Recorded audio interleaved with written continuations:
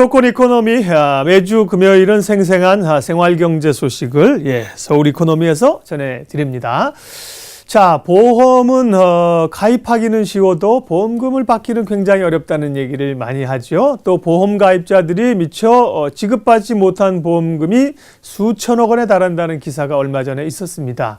유재덕 IFA 행복자산관리연구소장님 모시고 놓치기 쉬운 보험금 제대로 받는 방법 알아보겠습니다. 어서 오십시오. 네, 반갑습니다. 잠자고 있는 예금, 보험금 그게 그렇게 많다면서요? 실제로 뭐 얼마나 되는 겁니까, 금액이? 네, 일단 2014년 말 기준으로 보면은요, 전체적으로 뭐 은행권, 뭐 증권사, 보험사를 다 통틀어서 잠자고 있는 휴먼 금융재산이 1조 6,400억 정도가 된다고 합니다. 그 중에서 이제 보험사에 이제 잠자고 있는 보험금이 한 6,600억 정도가 이제 되고 있는데요. 상당히 많은 금액이죠. 그러니까 다시 말해서 이 보험사가 어떠한 이유든 간에 고객한테 이제 돌려주지 않은 그런 보험금이나 환급금이 그 정도 된다는 얘기고요. 사실 이러한 문제점들이 이제 상당히 많기 때문에 금융 당국에서는 이런 금융기관의 시정 명령 시스템을 좀 해서요. 올해 말까지 돌려줄 수 있는 시스템을 좀 마련하라고 이렇게 시정 명령을 내렸습니다. 일단 뭐 현재로서는 잠자고 있는 금융 재산을 찾아가는 방법은 일단 본인이 조회해서 찾아가는 방법밖에는 현재는 없습니다. 와, 1조 6천억 휴면 금융재산이. 네, 맞습니다. 그중에 보험금이 6,600억. 네. 대단한. 물론 이제 여러분들의 조그만 금액이 모여서 된 거긴 하겠지만 엄청난 금액인데요. 그러면 혹시 내 예금이, 내 보험금이 잠자고 있는지를 쉽게 확인할 수 있는 방법이 있나요? 예, 일단 뭐 나라에서는 이제 금융권에다가 휴면 계좌 통합 조회 이제 시스템이라고 해서요. 여기 보시면은 전국 은행 협회를 이제 뭐 인터넷으로 방문해 가지고 본인이 이제 공인 인증서를 통해서 조회를 하면요. 잠자고 있는 금융 재산을 알아볼 수가 있는데요. 일단 뭐 휴면 계좌는 이제 법적으로 2년 안에만 청구가 좀 가능합니다. 그러니까 2년이 좀 지나면은 미소 금융재단으로 이제 귀속이 돼서 저소득층을 위한 자금으로 좀 활용하는데요. 물론 이제 귀속이 됐다 하더라도 5년 이내에만 지급 신청을 하게 되면은요, 다시 돌려받을 수 있습니다. 단위 지급 신청하고 나서 돈을 돌려받을 수 있는 기간은 이제 보험금은 2년이고요. 그다음에 이제 은행은 5년. 우체국은 10년 정도 이내에 돈을 돌려받을 수가 있습니다. 그래서 이 사실만 이제 여러분들이 아시더라도요. 이번 기회에 인터넷을 좀 조회하셔가지고 본인의 잠자고 있는 금융재산인지 좀 확인해 보시고요. 특히 이제 부모님들 같은 경우 잘 까먹고 모르고 이제 잠자고 있는 자산이 많을 테니까요. 부모님 명의의 이런 것도 좀 활용해 보시면요. 잠자고 있는 돈을 찾을 수 있는 좋은 기회가 되실 것 같습니다. 휴면 금융자산은 돌려받을 수 있는 기간이 좀 제한이 되어 있는 거군요. 그렇습니다. 저는 이제 제가 사용하고 있는 그 한 은행의 인터넷 뱅킹 들어갔더니만 휴면 계좌 조회해 보십시오. 물론 그 은행이 하는 건데 그런 게 있더라고요. 그래서 뭐 몇백 원 있어갖고 이걸 찾아야 되나 말아야 되나 고민인데 그게 이제 뭉침 합쳐서 아까 1조 원이 넘어가는 거잖아요. 맞습니다. 근데 은행들이나 보험사 입장에서는 뭐 굳이 돌려주지 않아도 되니까 적극적으로 나서 해명을 하지 않는 걸 수도 있는데요. 그렇죠. 그래서 이제 나라에서 시스템을 갖추라고 이제 올해 말까지 그렇게 이제 시정 명령을 내는 거죠. 그러면 대표적으로 이렇게 잠자고 있는 그 금융자산들 혹은 이제 돌려받지 못하는 보험금들 주로 어떤 경우입니까? 그러니까 이제 금융자산은 이렇다니 말씀을 드렸고 오늘은 이제 보험 위주로만 좀 말씀을 드릴 텐데요. 이제 보험금을 이제 미수령하는 사례가 이제 상당히 좀 많이 있긴 있습니다. 뭐 대표적으로 알면서도 이제 못 받는 경우도 있고요. 또 모르고 아예 못 받는 경우도 있습니다. 그래서 제가 이제 대표적인 사례 몇 가지를 좀 소개해 드릴 텐데요. 설명을 좀 도표를 보고 드리도록 하겠습니다. 첫 번째는 이제 보험금 청구도 소멸시효가 있습니다. 그래서 그 기간을 인지를 못해서 내가 병원에 갔으나 아니 당장 뭐 보험금 청구하기 좀 그러네 좀 기다렸다 해야지 하다가 놓치는 경우가 이제 있겠죠. 그래서 의료실비 같은 경우. 맞습니다. 진단비도 마찬가지고요. 그래서 3월 12일 올해 3월 10일 이전에는 이제 소멸시효 기간이 2년이었는데요. 10일 이후에는요 좀 개선을 해서 3년으로 연장이 됐고요. 두 번째로는 이제 보장성 보험 여러분들 아마 이제 가입하시다 보면 특약들이 이제 상당히 맞아요. 많으실 거예요. 네. 그러니까 내가 병원에 가서 예를 들어서 뭐 이게 진단을 받고 뭐 수술을 하고 입원을 했는데 내가 수술비만 받고 뭐 입원비를 못 받는 경우도 간혹 있습니다. 심사자들이 누락해서요. 네. 그것도 좀 꼼꼼히 챙겨야 될 것 같고요. 네. 세 번째로는 이제 의료실비보험, 미진단 병원비죠. 내가 이제 병원에 좀 어디가 아파서 검사를 받았는데 뭐 크게 아픈 데 없습니다. 라고 하니까 이거 내가 보험금 청구하면 못 받겠구나. 이런 생각을 하지만은 사실은 받을 수 있습니다. 아, 그래요? 예. 네. 그리고 네 번째로는 이제 일상생활 배상 책임이라고 여러분들이 이제 요즘 의료실비 가입할 때 많이들 특약으로 이제 가입하시는데요. 이게 도대체 이거 알쏭달쏭하잖아요. 네. 어떻게 받을 수 있는지 그런 것도 있고요.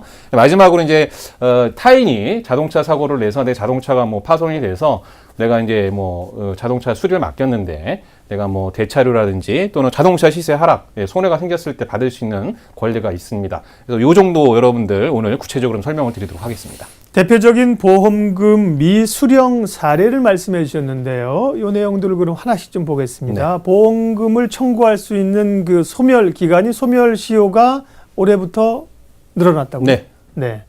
일단 이제 우리가 일반적으로 민사계약 같은 경우는 소멸시효 기간이 10년입니다. 이러다 보니까 뭐 사실 뭐 이 보험도 일종의 민사계약인데 소멸시효가 이제 2년밖에 안 돼서 말들이 좀 많아서 그나마 이제 올해 3월 12일부터는 3년이 연장이 됐는데요.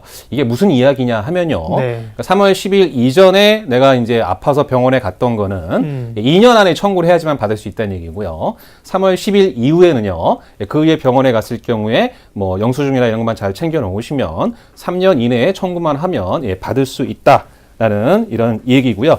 여기 보시면은 이제 제가 11일, 12일 딱 2년, 3년 해놨으니까 까먹으면 안 되시고요. 자, 그다음에 이제 여러분들 뭐 보험 설계사분들이 사실은 이제 가입은 잘 시켜주고 관리만 잘해준다면 이런 거 놓칠 이유가 전혀 없습니다. 근데 대부분 이제 보험 설계사분들 다들 잘 하시겠지만 가입만 시켜놓고 이제 잘 관리를 못하는 경우가 많다 보니까. 이제 보험 가입자들의 권리가 좀 이렇게 좀 누락되고 못 받는 경우들이 이제 간혹 생기는 것 같습니다. 설계사분들이 이렇게 또 회사를 옮기는 경우가 많아요. 그렇죠, 맞습니다. 또 앞으로 이제 새로운 또 이제 영업 활동을 하기 위해서는 그러게요. 또 새로운 고객을 만나야 되기 때문에 기존 고객을 좀 등한시하는 경우가 있고요. 또한 이제 기산 시점도 여러분들이 좀 잘 알아야 되는데요. 무조건 이제 3년이라는 게 이제 어떤 거냐면요. 그러니까 치료비나 입원 일당 또는 이제 수술비 이런 것들은 내가 이제 비용 발생, 즉 이제 결제를 했을 시점이죠. 그때로부터 3년이 이제 소멸시효고요. 그러니까 3월 12일 이후입니다. 그 전에 2년이고요. 그다음에 이제 진단비, 혹시 뭐 암 진단비나 또 뭐 뇌경색 또는 뭐 심근경색 이런 것들이 있지 않습니까? 그런 진단비는요, 내가 진단을 받은 날로부터입니다. 그러니까 내가 병원에서 막 검사받고 치료받고 이런 비용들뿐만 아니라 내가 진단받는 시점이 좀 늦을 수 있겠죠. 그런 것도 좀 참고하시고요. 그다음에 이제 사망 진단일은 뭐 당연히 3년이고, 그다음에 후유 장애가 이제 여러분들한테 조금 문제가 될 수가 있는데요. 요거 같은 경우도 진단일도 3년인데. 예를 들어서 내가 5년 전에 내가 뭐 이렇게 사고를 당해서 좀 치료를 받았었는데 정작 진단을 받은 거는 1년 전이다.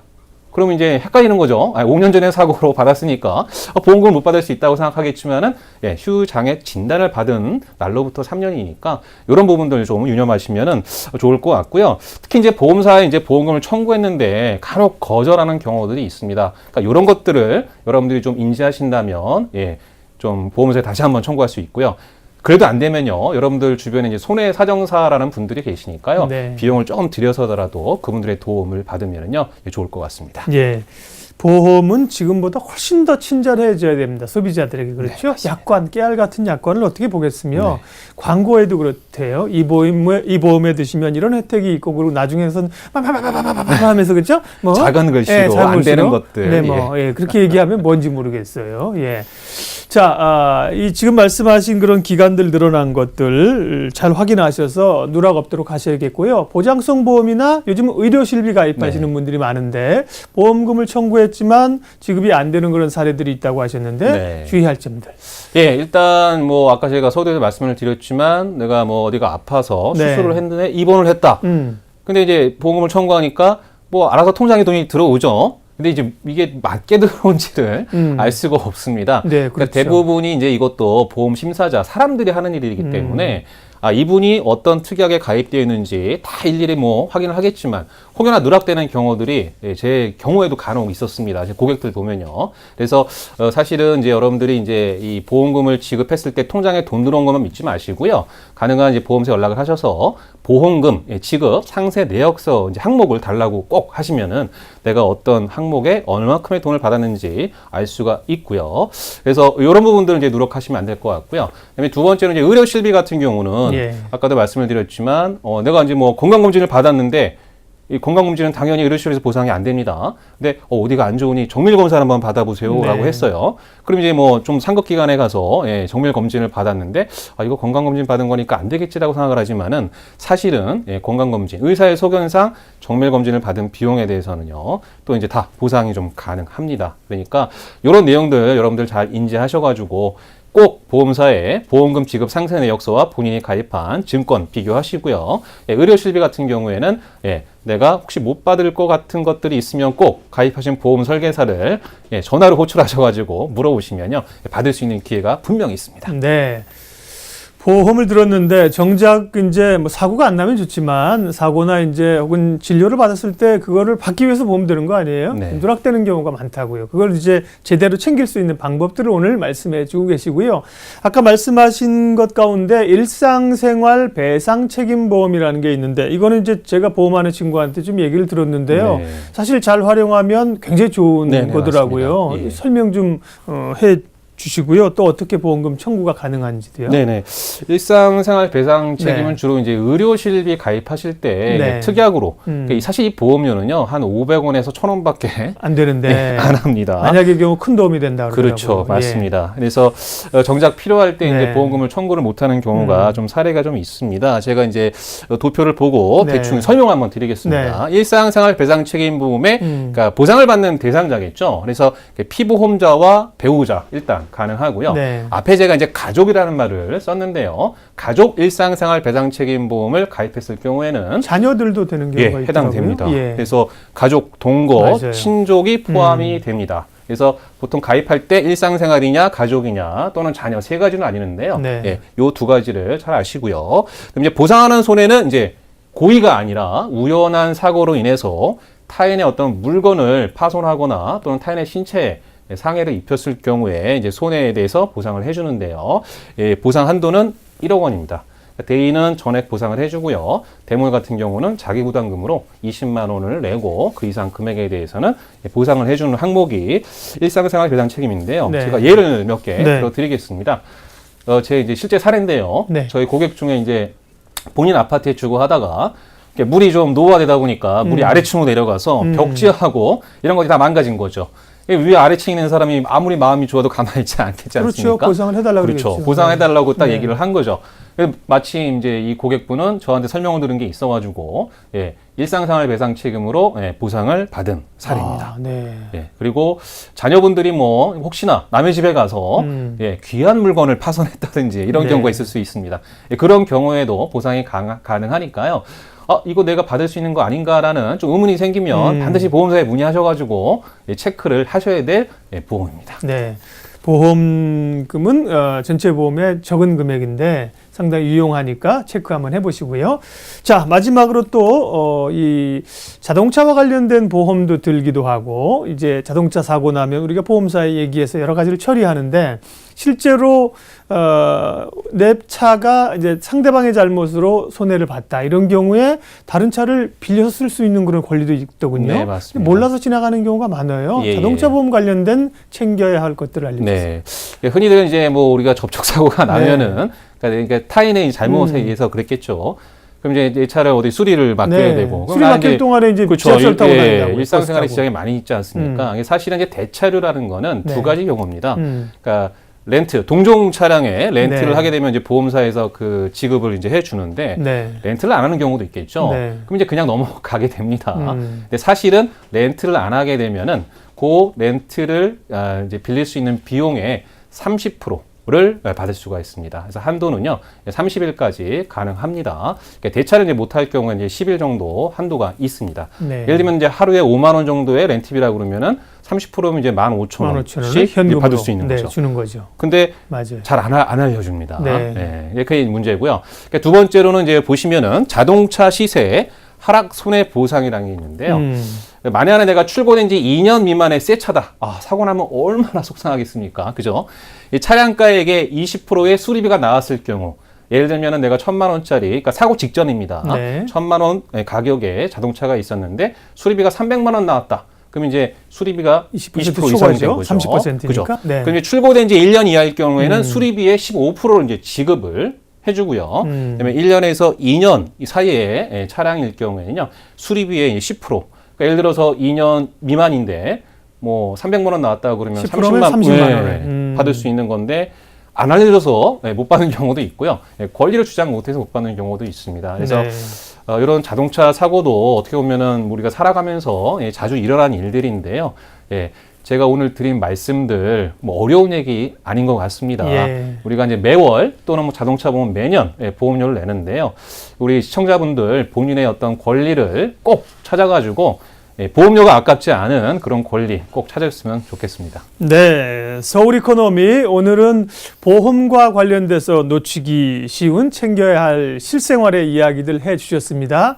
유재덕 IFA 행복자산관리연구소장님이었습니다. 고맙습니다. 네, 수고하셨습니다.